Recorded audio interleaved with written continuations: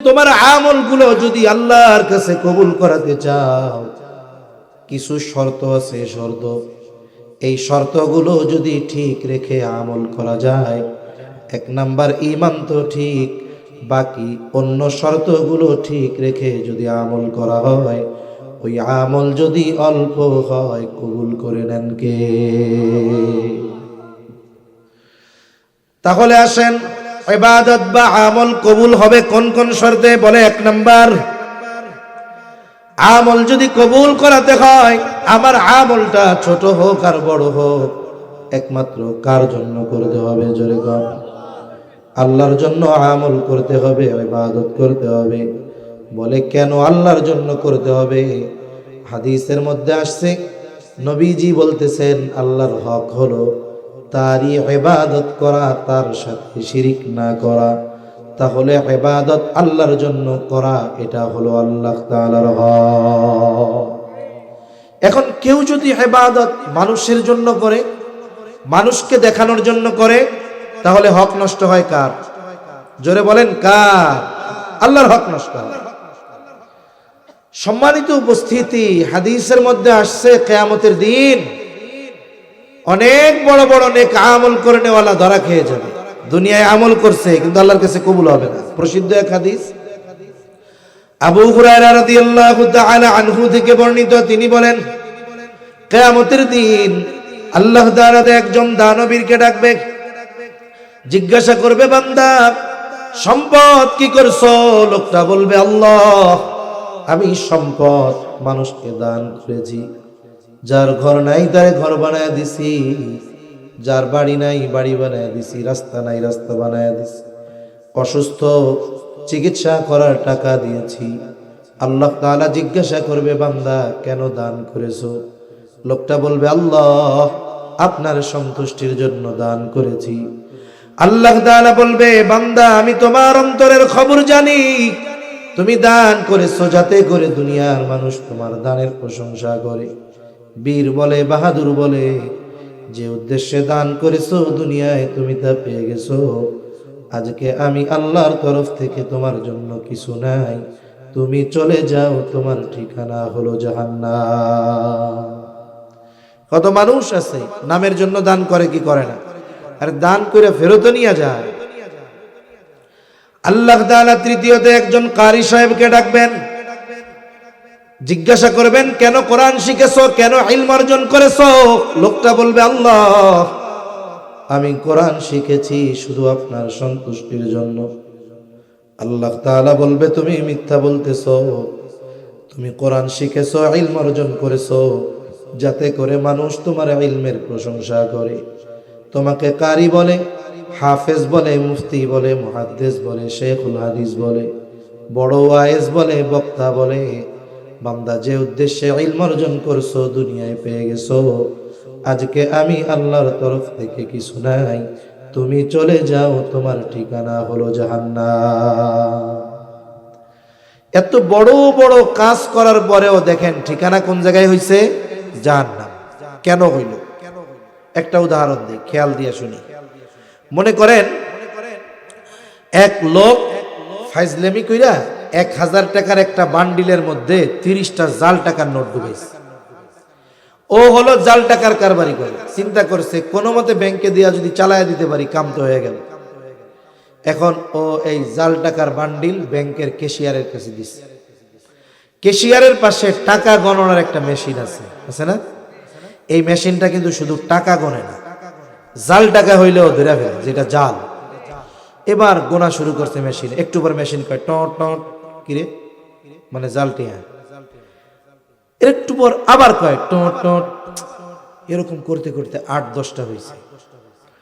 এখন যদি অনাকাঙ্ক্ষিত হইতো একটা দুইটা হইতে পারে, 8-10টা আছে, এখনো টাকা সব গোনা হয় নাই, তার মানে আরো জাল আছে।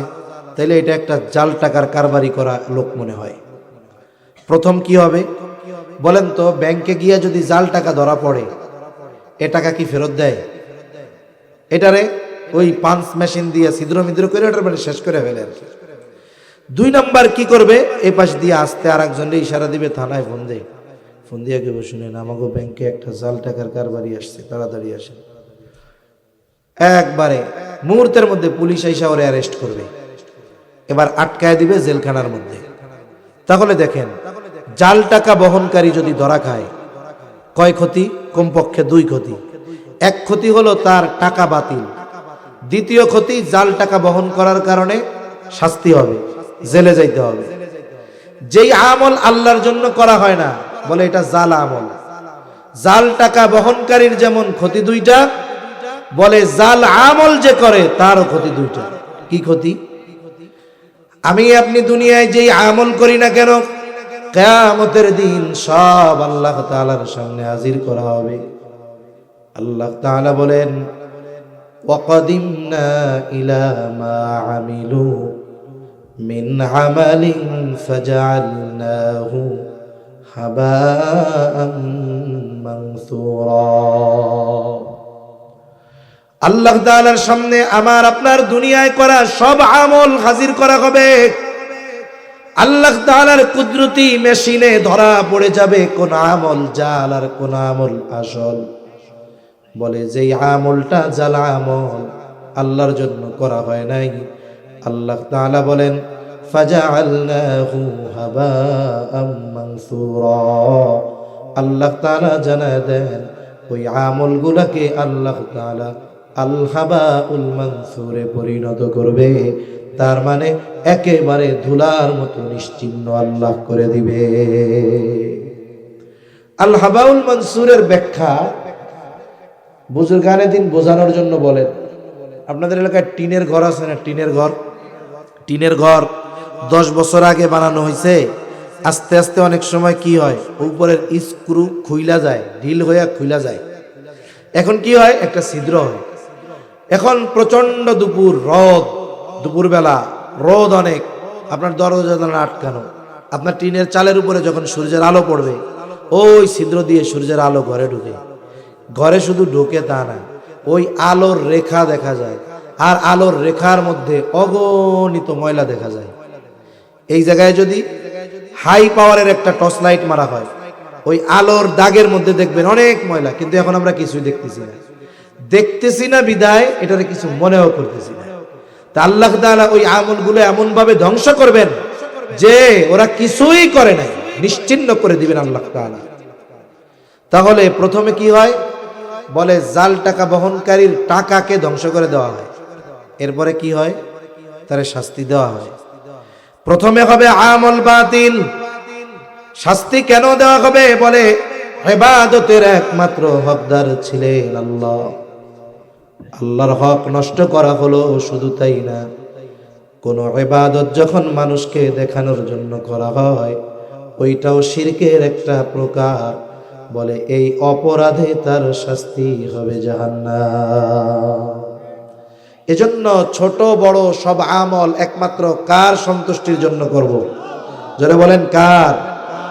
মানুষকে দেখানোর জন্য করলে ক্ষতি, আর আল্লাহকে যদি দেখানোর জন্য করা যায়, তাইলে এই আমল আমাকে আপনাকে পরকালে উপকৃত করবে ইনশাআল্লাহ। এজন্য ইবাদত কবুলের এক নাম্বার শর্ত হলো ইবাদতটা একমাত্র আল্লাহ তাআলার জন্যই করতে হবে। 2 নাম্বার বলে ইবাদত রাসূলের তরিকায় করতে হবে। কারণ এই পৃথিবীতে এমন কোনো ইবাদত নাই যে ইবাদতের পদ্ধতি নবীজি দেখায়া যান নাই। কোন ইবাদত আছে যে নবী সেই ইবাদতের পদ্ধতি বলেন নাই? আছে এরকম কোন ইবাদত? আরে ভাই, দুনিয়ার কাজগুলাও যদি নবীর তরিকায় করা হয়, ওটা ইবাদত বলে গণ্য হয়। যেমন এখনকার মানুষ কিন্তু অনেক স্মার্ট। এখনকার মানুষ কি স্মার্ট? এখন এই স্মার্ট মানুষ কি করে, বলে ঘর যেমন তেমন হোক, বাথরুমটারে ভালো বানায়। ঘরের টাইলস 65 টাকা স্কয়ার ফিট, বাথরুমে লাগাইছে 200 টাকা স্কয়ার ফিট। কত আধুনিক প্রযুক্তির বাথরুম বানায়। এক রুমে যেই খরচ, কয় বাথরুম বানাইতে তার চেয়ে বেশি খরচ। এখন এই যে বাথরুম বানাইলো, যতই খরচ করুক, ওইখানে গিয়া বিনা কারণে 2-10 মিনিট রেস্ট নেয় নাকি কেউ?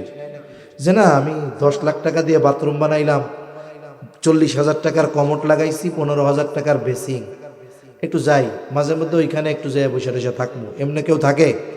আচ্ছা মনে করেন সে বাথরুম বানাইছে, এই বাথরুমে সে কোনোদিন বাথরুমই করে নাই, এতে তার গুনাহ হবে? যদি 2-4-10 বার ডেলি করে এতে সওয়াব হবে নাকি? তার মানে বোঝা গেল এই কাজটা করলেও সওয়াব নাই, না করলে গুনাহ নাই। কিন্তু যদি এই নিয়তে করে, মনে করেন ফজরের আজান হয়েছে, আজানের আধা ঘন্টা বা 40 মিনিট পরে নামাজ, আল্লাহর বান্দা মুসল্লি আজান দিলে আগে আগে মসজিদে চলে আসে, ফজরের আজান দিল, ঘুম ভেঙে গেছে, চিন্তা করতেছে সবার আগে মসজিদে যাইতে হবে, আবার দেখে একটু জরুরত চাপ দিছে, বাথরুম ভাব। এখন চিন্তা করে আমি যদি এখন ওযু করে মসজিদে চলে যাই, আরো আধা ঘন্টা পরে নামাজ, ইমাম সাহেব ফজরের নামাজে কেরাত লম্বা করে, আমি আল্লাহ চাইলে প্রথম কাতারে নামাজ পড়ব। এখন এই নামাজের মধ্যে যদি জরুরতে চাপ দেয়, তাহলে আমার নামাজের একাগ্রতা নষ্ট হবে, কষ্ট হবে। তাইলে এক কাজ করি, আধা ঘন্টা সময় যেহেতু আছে, আমি জরুরতটা সাইরা এরপরেই মসজিদে যাই, যেন একাগ্রতার সাথে নামাজ আদায় করতে পারি। একটু খেয়াল করেন, সে তার এই জরুরত সারাটাকে প্রাকৃতিক ডাকের সাড়া এটা মনে করে নাই, বরং সে মনে করেছে জরুরত সারলে আমার ইবাদতটা করতে সুবিধা হবে, সুন্দর হবে। এই নিয়ত করে এইবার সে বাথরুম করার জন্য রওনা হলো। বলে মাথাটারে গামছা দিয়া হোক, টুপি দিয়া হোক ঢাইকা নিল, কারণ নবীজি বাথরুমে যাওয়ার সময় মাথা ঢাকতে বলেছেন 1500 বছর আগে। আর এখনকার চিকিৎসা বিজ্ঞান বলে বাথরুমে যাওয়ার সময় মাথা ঢেকে যাওয়া উচিত। কেন? বলে বাথরুমের মধ্যে অগণিত ব্যাকটেরিয়া থাকে, ওই ব্যাকটেরিয়াগুলো মাথার চামড়া এবং চুল এটা বড় সংবেদনশীল, ওই ব্যাকটেরিয়ার সাথে তার একটা আকর্ষণ আছে। দেখা যাবে ব্যাকটেরিয়াগুলো যদি মাথায় লেগে যায়, তাহলে তার মাথায় খুশকি হতে পারে, চামড়ায় সমস্যা হতে পারে, চুলের মধ্যে ময়লা জমে যেতে পারে। এই জন্য দেখবেন মানুষের দাড়িতে কোনোদিন খুশকি হয় না, বরং শীতের সময়ও দেখা যায় 2-3 দিন যদি বাইরে চলে, সাবান শ্যাম্পু না করে, মাথার মধ্যে ময়লার কোনো অভাব হয় না। সেজন্য মাথার চামড়া সংবেদন, বলে ব্যাকটেরিয়া আক্রমণ করে তার মাথায় সমস্যা সৃষ্টি করতে পারে। এজন্য বিজ্ঞান বলে মাথা ঢেকে বাথরুমে যাওয়া ভালো। আর নবীজি বলতেছেন 1500 বছর আগে মাথা ঢাইকা বাথরুমে যাই, এটা সুন্নাত।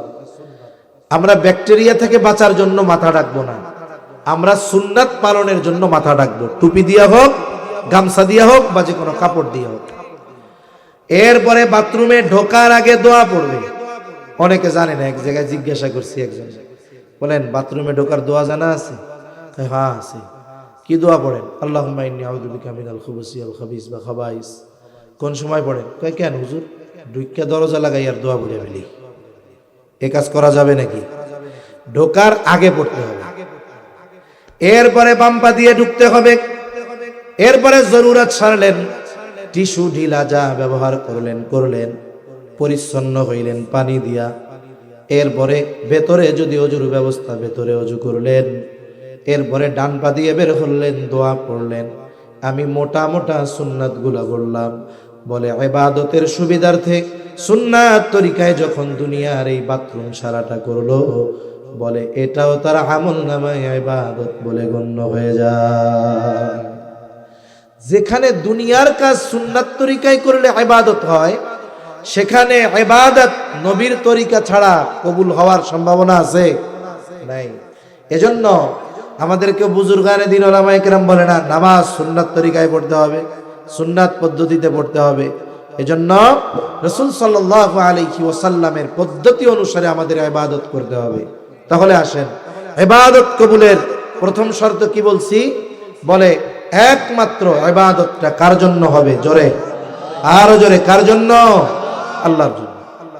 শুনেন, আরেকটা বিষয় বইলা নেই। একটা হলো, যেই এলাকায় যে কোনোদিন যায় নাই, এখন তো গুগল ম্যাপ ট্যাপ আছে, তাই না? জানা যায় যে আমি এই পর্যন্ত যাব। যেমন আমি আসার সময় আপনাদের সম্মানিত ইমাম সাহেবরা বলছে, হুজুর একটু লোকেশন দিয়ে দেন। আমরা তো ডিজিটাল স্মার্ট, আমরা কি স্মার্ট, ডিজিটাল তো পার হয়ে গেছে। আমরা স্মার্ট কইছি লোকেশন দেন, উনি লোকেশন দিছে, এই মোবাইলে চাপ দিছি, একেবারে জায়গা মতন আমার ম্যাপ নিয়ে আসছে। কিন্তু স্বাভাবিক সময় যদি জানা না থাকে, ম্যাপ না থাকে, কোনো জায়গায় যাওয়ার সময় অনির্দিষ্ট গন্তব্য, অজানা গন্তব্য, রাস্তা কাছে হইলেও যাওয়ার সময় দূরে মনে হয়, কিন্তু ফেরার সময় মনে হয় ও আল্লাহ এ তো অল্প একটু রাস্তা, ঠিক না মুরব্বী? ফেরার সময় কাছে মনে হয়।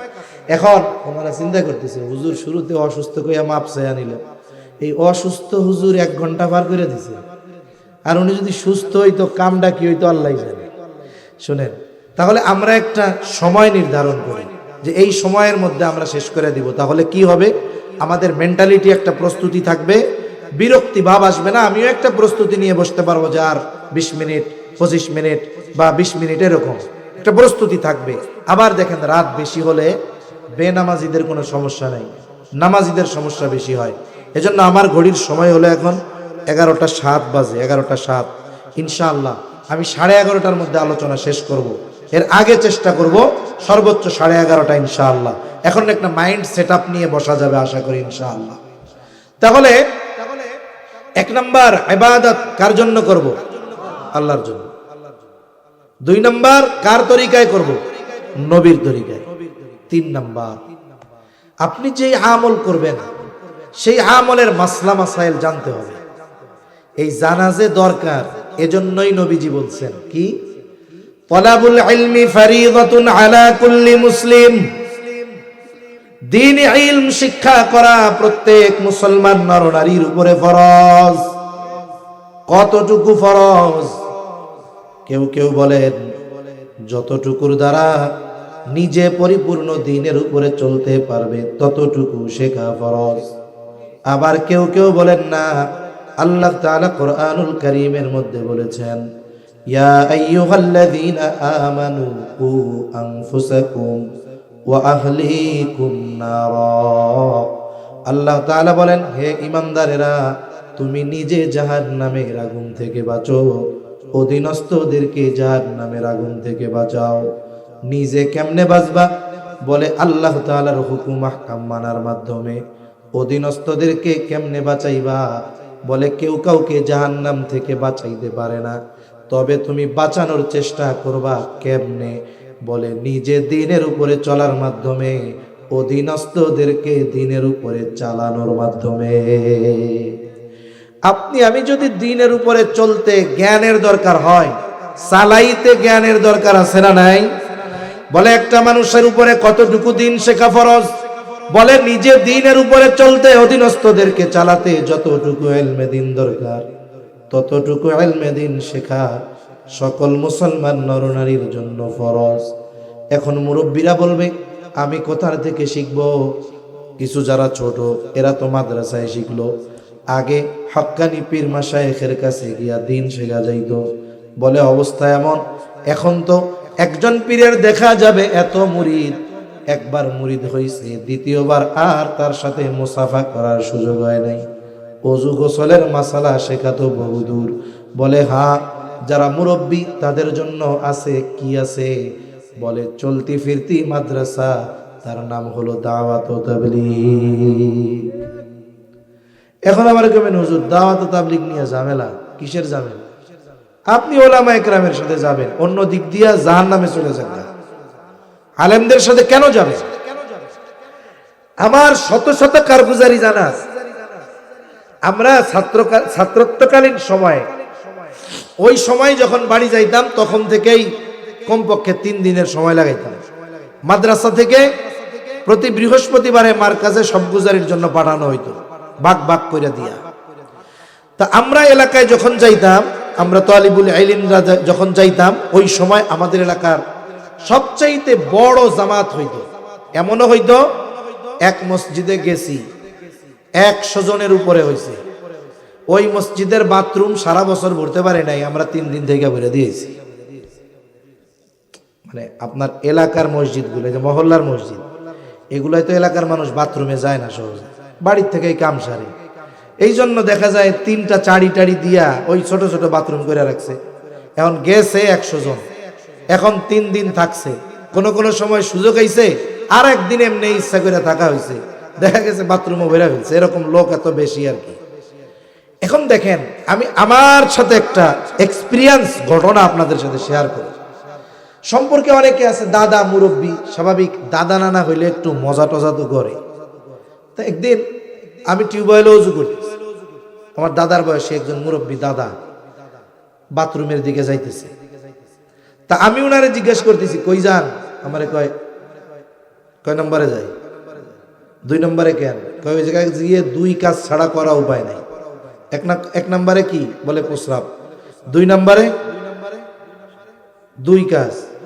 কোন বীর পুরুষ নাই ওইখানে গিয়ে শুধু পায়খানা করবে, প্রস্রাব করবে না। কেউ আছেন চ্যালেঞ্জ যে বাথরুমে যায় শুধু পায়খানাই করবে, একটুও প্রস্রাব বেরোবে না, পেশাব আইবই, ঠেকানোর উপায় আছে? এই জন্য ওই জায়গায় 2 কাজই করা লাগে, এই জন্য ওইটা হলো 2 নম্বর। এখন উনি যাইতেছে 2 নম্বরে। গ্রাম অঞ্চলে তো হাটের মধ্যে হলো কুলুক, মাটির বানানো ঢিলা। এখন জিজ্ঞাসা করি হাতে কি? আমার যাইতেছে ঢিলা 3টা। কোথায় ব্যবহার করবে? বলে পায়খানার রাস্তায়। আমি আবার জিজ্ঞাসা করতেছি কি পায়খানায় যায় কয় কাম করেন? কয় প্রস্রাব পায়খানা 2টাই হয়। আমি আবার জিজ্ঞাসা করছি প্রস্রাব করলে ঢিলা লাগে? কয় প্রস্রাব করার পরে একটু ঢিলা নিয়ে লড়াচড়া না দিলে, বুড়া মানুষ তো প্রস্রাব ক্লিয়ার হয় না, প্রস্রাব জ্বরে। তখন আমি তারে জিজ্ঞাসা করতেছি, আপনি পায়খানার রাস্তায় ব্যবহার করার জন্য ঢিলা নিলেন 3টা, পায়খানায় গিয়া কি প্রস্রাব করেন না? বলে হ্যাঁ করি। তাইলে এমনি সময় প্রস্রাব করলে যদি ঢিলা দরকার হয়, পায়খানার সাথে প্রস্রাব করলে মনে হয় প্রস্রাব জ্বরে না। এইবার উনি বুঝতে পারছে কাজ তো সারা, কারণ উনি পায়খানায় গিয়ে ঢিলা ব্যবহার করে, কিন্তু উনি প্রস্রাবের রাস্তায় ঢিলা ব্যবহার করে না। আমি বললাম শুনেন, আপনার প্রস্রাব যদি বের হয়, নামাজ ফরজ, নামাজের যতগুলো ফরজ এর মধ্যে প্রথম ফরজ বলে শরীর পাক, এর পর কাপড় পাক। বলে 1 ফোঁটা প্রস্রাব যদি কাপড়ের উপরে পড়ে, ওই প্রস্রাবটা যতটুক জায়গায় ছড়াবে, নামাজ না হওয়ার জন্য 1 ফোঁটা প্রস্রাব যথেষ্ট হয়ে যায়। এখন উনি তো বুঝতে পারছে, মুখটা কালা হয়ে গেছে। তখন আমি বললাম, আরে আল্লাহর কাছে মাফ চান, আল্লাহ মাফ করে দিবে। এখন থেকে কি করবেন? ঢিলা কমপক্ষে 4টা ব্যবহার করবেন, পায়খানার রাস্তায় 3টা। প্রথমে কাজ শেষ করলেন, এরপরে ঢিলা দিয়ে বা টিস্যু দিয়ে পরিচ্ছন্ন হইলেন পানি ব্যবহারের আগে। আর বাথরুমগুলো তো এমন না একটু দাঁড়ানো যায় না, এতটুকু উঁচা তো থাকেই। এবার আপনি প্রস্রাবের রাস্তায় পুরুষ যারা ঢিলাটা টিস্যু বা ঢিলা লাগায় একটু উদ্বোস করলেন, এতে কি হইলো? প্রস্রাবের রাস্তাটাও ক্লিয়ার হলো, পরিপূর্ণ পবিত্রতা অর্জন হলো। এবার পানি দিয়ে ধুয়ে ফেললেন। কিন্তু যার শুধু প্রস্রাব করলে ঢিলা কুলুক লাগে, সে যদি পায়খানা করার পরে মনে করে আমার প্রস্রাব ঝরবে না, এটা কি সম্ভব? বলে আমি এটা প্রশংসার জন্য বলতেছি। আমরা ছাত্ররা যাইতাম জামাতের সাথে, এইভাবে ওনাদের ধরায় দিতাম যে এই ত্রুটি হইতেছে। খালি 6 সূরা শিখাই নাই, আমরা এইভাবে ধরে শিখাইতাম। এই যে ত্রুটিটা, এটা একজন আওয়ামের চোখে পড়বে না।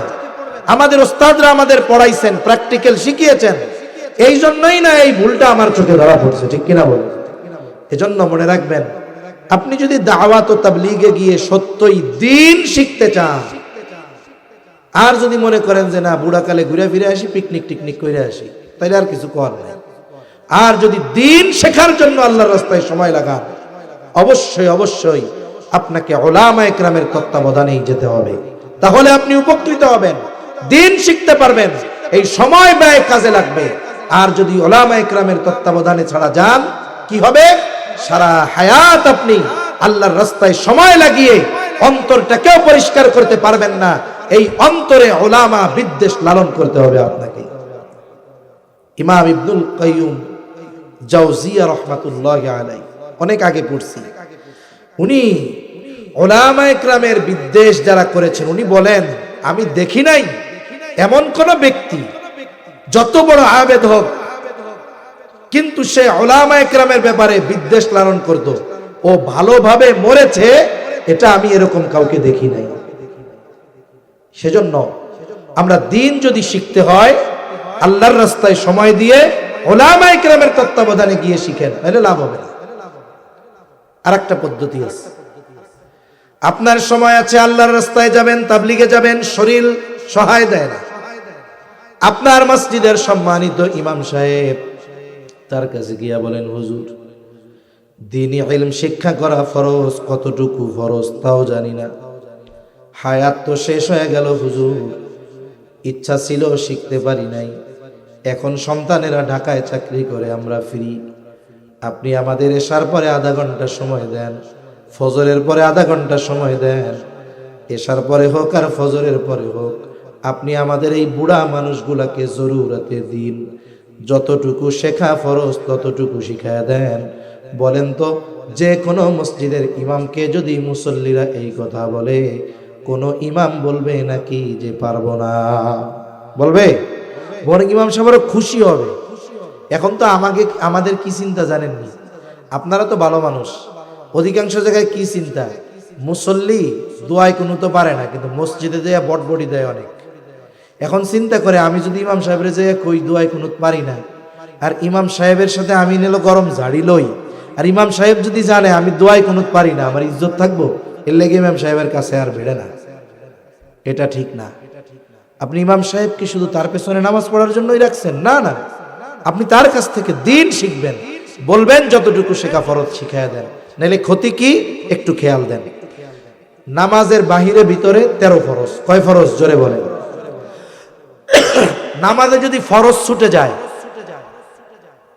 নামাজ থাকবে না যাবে? এখন আমার নামাজে বা আমার থেকে কোনো ফরজ ছুটে গেল কিনা, এটা যদি জানতে হয় তাহলে ওই 13 ফরজ আগে আমাকে শিখতে হবে, জানতে হবে। আমার যদি 13 ফরজ জানা থাকে, তাইলেই না ফরজ ছুটলে বুঝবো যে আমার ফরজ ছুটছে। তাহলে আমি যদি 13 ফরজ না জানি, আমার যদি 13 ফরজ থেকে যে কোনো একটা ফরজ ছুটে যায়, নামাজ থাকবে না। দেখা যাবে অনেক মানুষ আছে নামাজ পড়ে, হয়তো তার নামাজের মধ্যে ফরজ ছুটে যায়, সে জানেই না, সে মনে করে আমি নামাজি, কিন্তু ফরজ ছুটে যাওয়ার কারণে তার এক ওয়াক্ত নামাজও কবুল হয় না। নামাজের ওয়াজিব 14টা, আমাকে জানতে হবে। কেন?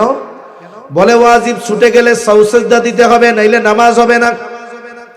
এখন আমি যদি না জানি নামাজের ওয়াজিব 14টা, ওয়াজিব ছুটলে তো আমি টের পাবো না, টের যেহেতু পাই নাই, সাহু সেজদাও দিব না, সাহু সেজদা দিলাম না, আমার নামাজও হলো না।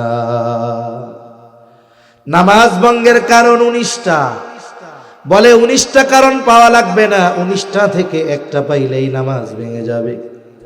দেখা গেল নামাজ ভঙ্গের কারণ আমার জানা নাই, আমার নামাজের মধ্যে নামাজ ভঙ্গের কারণ পাওয়া গেছে, আমি টেরও পাই নাই। আমি তো নামাজ পড়ছি, মনে করতেছি নামাজি, কিন্তু নামাজ ভঙ্গের কারণ পাওয়া যাওয়ার কারণে আমার নামাজ নাই। বলে অজু ভাঙ্গার কারণও জানা দরকার। বলে কেন? অজু ভঙ্গের কারণ হলো 7টা। বলে 7টা থেকে একটা কারণ পাওয়া গেলে নামাজ অজু থাকে না, অজু থাকে না তো নামাজও থাকে না। বলে গোসলের ফরজ 3টা, যার গোসল ফরজ, তার 3টা ফরজ যদি না জানা থাকে, যদি কোনো ফরজ আদায় না হয়, গোসল হবে না, পবিত্রতা হবে না, তাহলে অজু যতই করুক আর নামাজ পড়ুক তার কাজ হবে না।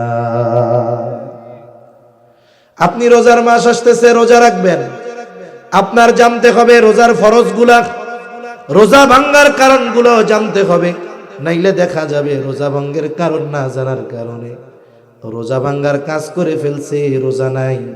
ও তো ইফতারের সময় চিন্তা করে আলহামদুলিল্লাহ রোজা একটা হয়ে গেল। এই জন্য জরুরি মাসলা মাসাইল গুলো জানা দরকার, ইমাম সাহেবের কাছ থেকে শিখে নিবেন। দাওয়াত ও তাবলীগে দিন শেখার জন্য যদি সময় দেন, ওলামায়ে কেরামের সাথে পরামর্শ দিয়ে সময় দিবেন, তাহলে কি হবে? আমি আপনি যে আমলগুলো করব, আমলের মাসালাগুলো জানলে আমার ইবাদতটা সুন্দর হবে, আমার ইবাদতটা কবুল হওয়ার অন্যতম শর্ত পূরণ হয়ে যাবে। শিখব তো ইনশাআল্লাহ। আরে দেখেন, সাহাবায়ে কেরাম দিন শিখছে একেবারে পোলাপান থাকতে, সবাই বুড়া হয়ে শিখছে না? আরে ভাই, আপনি বুড়া হইছেন, এখন যদি দিন শেখার জন্য ইমাম সাহেবের কাছে পড়েন, আপনিও তো তালিবুল ইলম, সুবহানাল্লাহ। আরে শিখতে শিখতে যদি মালাকুল মাউত চলে আসে, এর চাইতে মর্যাদার আর কোনো কিছু হতে পারে না, ঠিক কিনা বলেন? এজন্য আমরা শিখব।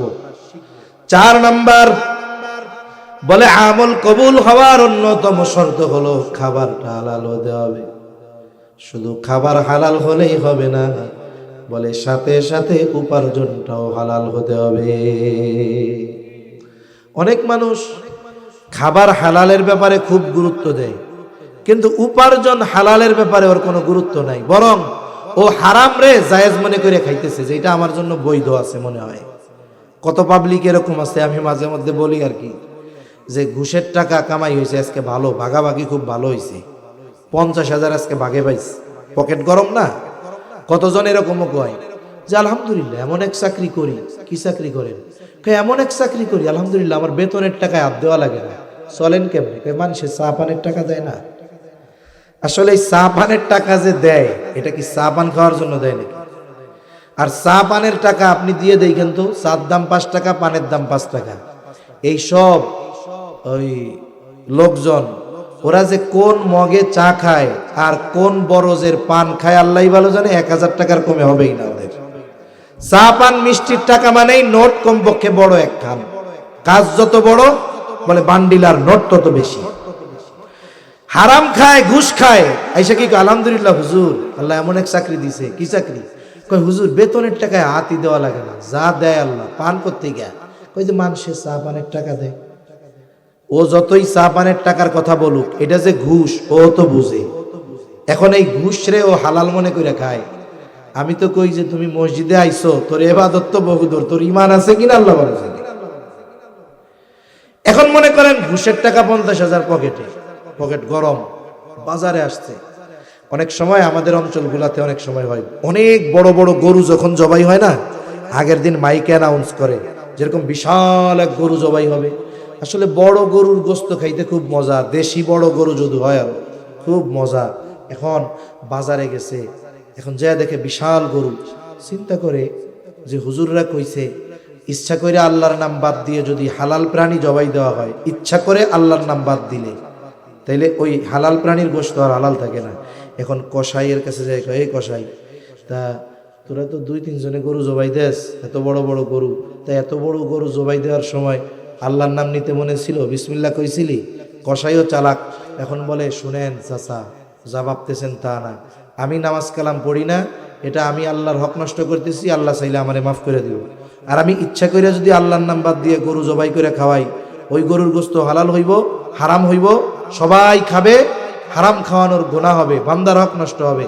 এত বলদ আমি না, যা করি আর না করি ওই সময় বিসমিল্লাহ ঠিকই কইছিলাম, টেনশন করেন না। তার মানে উনি মোটামুটি নিশ্চিত হইল যে গরুর গোশত কি আছে, হালাল হয়েছে। দে ওই সামনের সিনার থেকে দে, পাঁজর থেকে দে, গোশত 20 কেজি নিয়া পকেট থেকে যে টাকাটা দিছে, টাকাটা কি গন্ধ। আর উনি কিন্তু হালাল গোশত কেনার জন্য কত মেহনত করতেছে, আল্লাহু আকবার। উপার্জনটার ব্যাপারে এই মেহনত করা গেছিল না, ওই সময় আর করতে মন চায় না, নোট দেখা ওইটা আর সহ্য হয় না। এই জন্য মনে রাখতে হবে, হারাম টাকা দিয়ে যদি কেউ হালাল কিনে, বলে ওইটাও হারামের মতো। সেজন্য হারাম উপার্জন, হালাল উপার্জনের গুরুত্ব ইসলাম দিয়েছে। নবীজি বলেন, কাসবুল হালালি ফরিদাতুম বাদাল ফরিদা, ফরজ ইবাদতের পরে অন্যতম ফরজ ইবাদত হলো হালাল উপার্জন করা। কাসবে হালাল, হালাল উপার্জন যারা করে, কি জন্য করে? বলে ইবাদত কবুল হবে না তো নইলে। হালাল উপার্জনের নিয়তে যারা হালাল কাজ করবে, নিয়ত কি? যে আল্লাহ হারাম থেকে বাঁচার জন্য, হালাল উপার্জনের জন্য আমি এই হালাল কাজটা করতেছি। এখন তার ওই কর্মটা যত ছোট হোক, হালাল কর্ম করনেওয়ালার ওই ছোট কর্মকেও কখনো তিরস্কার করা যাবে না। সেজন্য কারো কর্ম যদি হালাল হয়, আমরা তার ওই ছোট কর্ম বা ছোট পেশার কারণে তাকে তিরস্কার করব না, বরং বুজুর্গানে দিন বলেন, হালাল উপার্জনের নিয়তে যখন কেউ হালাল কর্ম করে, বলে এই যে হালাল উপার্জনের নিয়তে করছে, আল্লাহর নির্দেশ হালাল খাও, এই নিয়তে যখন সে হালাল কর্ম করে, বলে এই কর্মটাও তার আমলনামায় ইবাদত বলে যোগ হয়ে যায়। এজন্য আমরা হালাল উপার্জন করব। আবার অনেকে আছে খুব পরিশ্রম করে ইনকাম করে, বাড়ি আইসা কইব যে আমি ভাই খুব কষ্ট করে টাকা পয়সা উপার্জন করি, আমার কোনো ফাঁকি ঝুঁকি নাই। কি কাম করো? কয় ঢাকা শহরের অমুক রেস্টুরেন্টে আমি কাজ করি। কয় তোমার কামটা কি? কয় আমার কোনো কাজ নাই তেমন, ডিউটি 12 ঘন্টা। কাজ কি?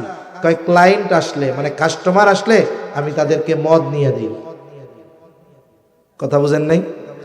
সে ফাঁকি ঝুঁকি দেয় না, কিন্তু কামটা করে কি? মদ নিয়ে দেয়। ও মনে করে আমি তো খাই না, আমি তো বেশিও না, আমি তো কাজ করি, কর্মচারী নিয়ে দেই। বলে মনে রাখো, মদের সাথে সম্পৃক্ত 10 শ্রেণীর মানুষ, যে বানায়, তারপরে যে বেচে, যে এই যে পরিবেশন করে দেয়, যে বহন করে, একেবারে যারাই এর সাথে সম্পৃক্ত সবার উপরে আল্লাহ এবং তার রাসূলের লানত। এজন্য আমাকে এটাও দেখতে হবে যে আমি উপার্জন পরিশ্রম করে করতেছি, কিন্তু আমার উপার্জনের যে সোর্স এটা বৈধ কিনা, এটাও আমাকে খেয়াল রাখতে হবে। এখন যদি আমরা যদি হারাম উপার্জনের সাথে জড়িয়ে যাই, হারাম খাই, অনেক বড় বড় ক্ষতি। 1 নাম্বার ক্ষতি, বলে যারা হারাম খায় তাদের দোয়া আল্লাহ কবুল করেন না। এক ব্যক্তি উস্কো খুস্কো চুলে খুব বিনয়ের সাথে বায়তুল্লাহ ধরে আল্লাহর কাছে দোয়া করে, তার দোয়ার অবস্থা এমন ছিল মানুষেরা ভাবতেছে এই ব্যক্তির দোয়া আল্লাহ ফিরাইয়া দিতে পারেন না। কিন্তু নবীজিকে আল্লাহ তাআলা এই ব্যক্তির বাস্তব অবস্থার কথা জানায় দেন। নবীজি বলেন ওই ব্যক্তির দোয়া আল্লাহ কেমনে কবুল করবে? যার গায়ের পোশাকটা হারাম টাকার আর যার দেহ হারাম খাবার দ্বারা গঠিত, তার দোয়া আল্লাহ তাআলা কেমনে কবুল করবে? দোয়া কবুলের যত সময় স্থান আছে, কোথাও তার দোয়া কবুল হবে না। 2 নাম্বার ক্ষতি, বলে তার ইবাদত কবুল হবে না।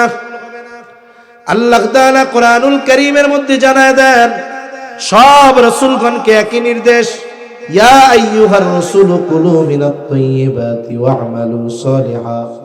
হে রাসূলগণ আপনারা পবিত্র খান, ওয়া'মালু সালিহা, আর আমলে সালেহ করেন। হায়রে, তার মানে যার খাবার পবিত্র না, হালাল না, তার আমলে সালেহ হয় না, তার আমলটা আল্লাহ তাআলার কাছে কবুল হয় না। 3 নাম্বার বড় ক্ষতি, নবীজি বলেন লা ইয়াদখুলুল জান্নাতা জাসাদুন গুযিয়া বিল হারাম। হারাম বক্ষণকারীর শরীর জান্নাতে প্রবেশ করবে না।